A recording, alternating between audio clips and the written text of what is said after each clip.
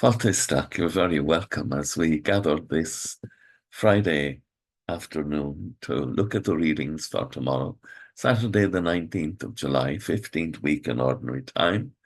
And the first reading is taken from the book of Exodus. And it's the story of how the people of God leave Israel, 600,000 on the march of them, what had just been the sons of Jacob when they went down into the land in the first place. They're now a great nation.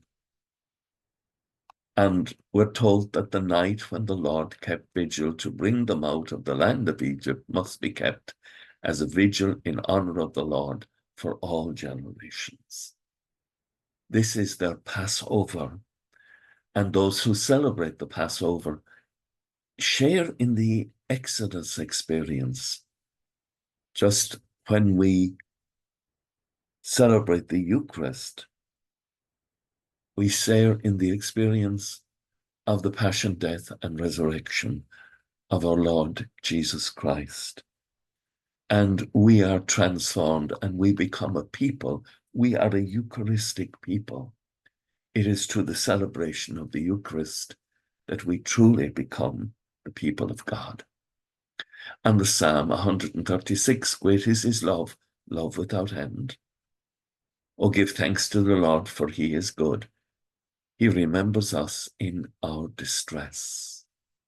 So the Lord rescues us and cares for us. And then the Gospel, Matthew chapter 12, 14 to 21. And there's conflict between Jesus and the Pharisees, and they begin to discuss how to destroy him. And yet we're seeing that this is really the fulfilling of the work of the prophet Isaiah, who foretold that the servant would come, one whom the Lord had chosen, who would be his beloved, the favorite of his soul, and that he would be endowed with the Spirit of God, and he will proclaim true faith to the nations. So not just alone the people of Israel. And this is part of the conflict. They have this sense that Jesus is about something entirely different. And of course he is. He is the Savior of the world. And he will not break the crushed reed, nor put it out, the wavering wick, until he has led the truth to victory.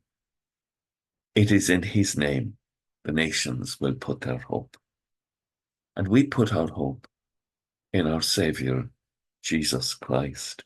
He is the one who delivers us.